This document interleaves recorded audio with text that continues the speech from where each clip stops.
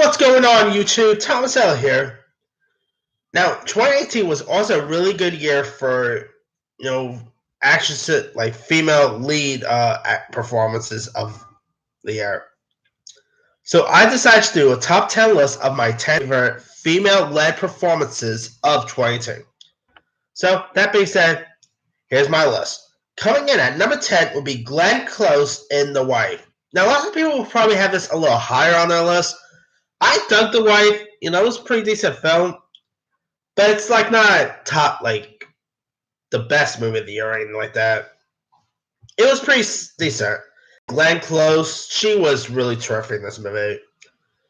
The one who plays her husband, Jonathan Pierce, he gave a good performance here. Really like the chemistry between both Close and Pierce. Their chemistry was really good here.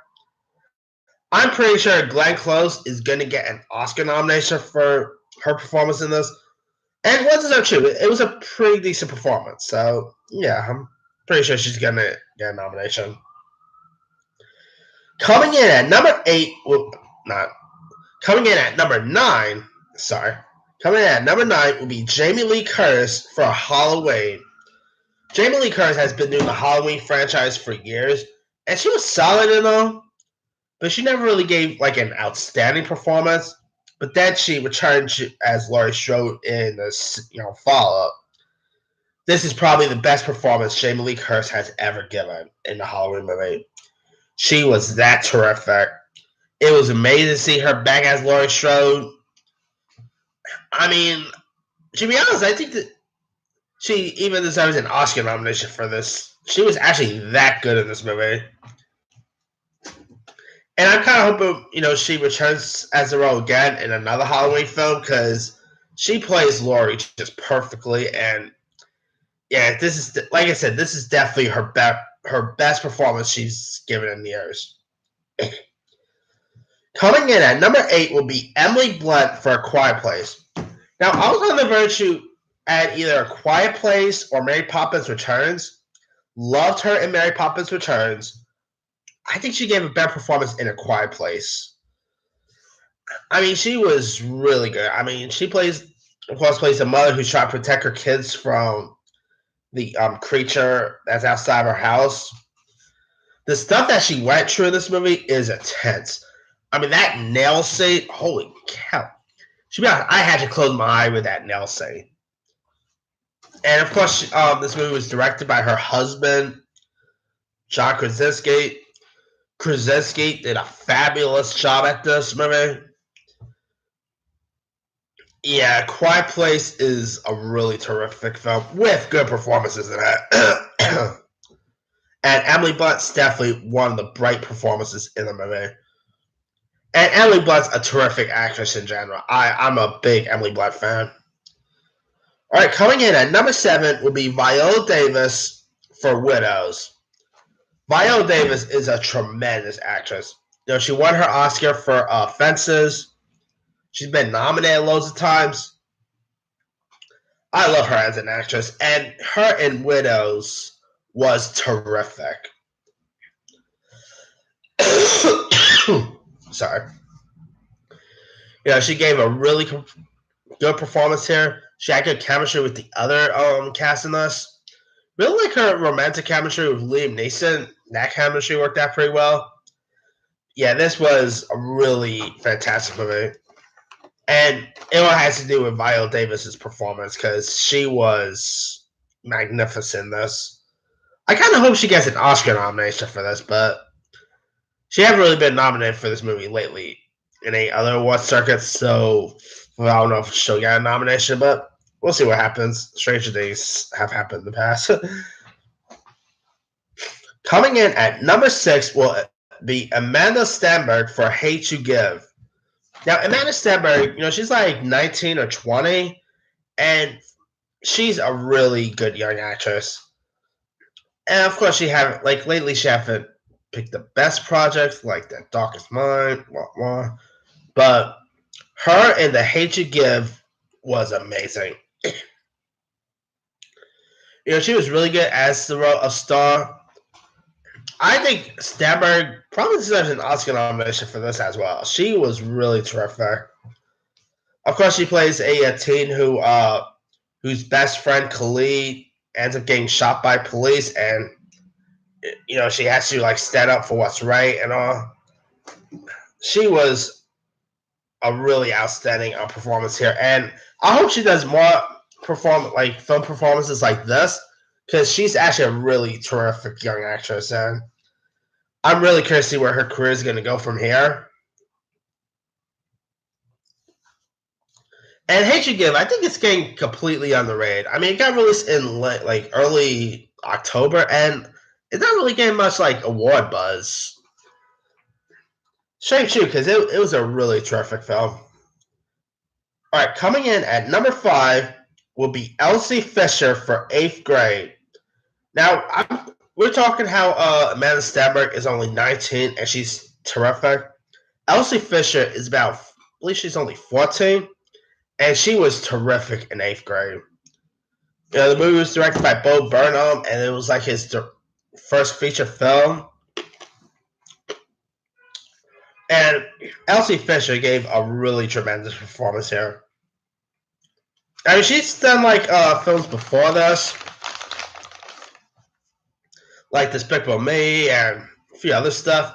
But this is the movie that really showed her acting chops, and I kind of hope to see like her do more movies in the future, like more performances like this, because she was terrific in 8th Grade.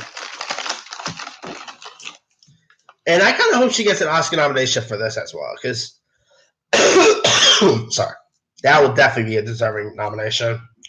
She actually recently scored nominations for this in other award circuits, so maybe there could be a 50-50 shot that she could get a nomination at the Oscar for this. All right. Coming in at number 4 will be Toni Collette for Hereditary. Toni Collette has been around for years, and I thought she was terrific in Hereditary. She had some really creepy creepy scenes in this movie. And I think this is probably the best performance she's given in years. I mean, she's gave other good performances in recent years, but this is probably the best one she's ever given. I think she should get an Oscar nomination for this because she was really good in Hereditary. And the director, Ari Aster, did a good job at directing.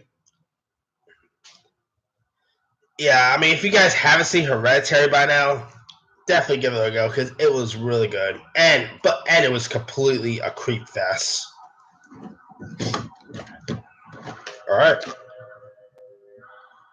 Coming in at number 3 would be Julia Roberts for Ben is Back. Now, Julia Roberts has been in the acting game for years. She won her Oscar for Aaron Brockovich. She's done stuff like Pretty Woman, the Oceans movies. She's terrific. And I gotta say, Ben is Back is probably the best performance she's given in years. I mean, she's done other good performances like Wonder and August Sage Counting, but this is definitely her better performance in those, in recent years. I mean, she plays a mother whose son, played by Lucas Hedges, comes back from rehab and he's trying to get clean, and Julia Roberts' character who like says the mother in this, trying to keep her son all clean and healthy and away from drugs and all. The stuff that Julia Roberts went through in this movie was terrific. I really like the chemistry between her and Lucas Hedges. Their chemistry was on point in this movie. And this shows what a mother has to go through, to protect her kid from anything, whether it be violence or drugs or anything. Julia Roberts was amazing, and I think Julia Roberts deserves an Oscar nomination for this because she was Oscar worthy in this movie. Huh? Coming in at number 2 will be Melissa McCarthy for Can You Ever Forgive Me? Now, I'm a big fan of Melissa McCarthy's comedy work, but I gotta say, I hope to see her in more dramas. She was terrific in this movie. I mean, her character, for one, her character is not likable. I mean, she's a drunk. She's also a thief and all. But Melissa McCarthy still played the role perfectly. This was the best performance she's ever given in her career. The film was directed by Morel Heller, who's also directing that Mr. Rogers movie with Tom Hanks. I mean, she did a good job at directing McCartney in this movie. This was really terrific and a really terrific watch. And I'm pretty sure Melissa McCarthy will probably get an Oscar nomination for this. And well deserved. She was that good in this movie. Alright. Coming in at number 1 will be Lady Gaga for A Star Is Born. Now, I'm 100% sure Lady Gaga is going to win an Oscar for this. She was terrific in this movie. Sorry. She had good chemistry with Bradley Cooper. I really like that they got Andrew Dice Clay as her dad. And the music stuff that Lady Gaga did in this was terrific.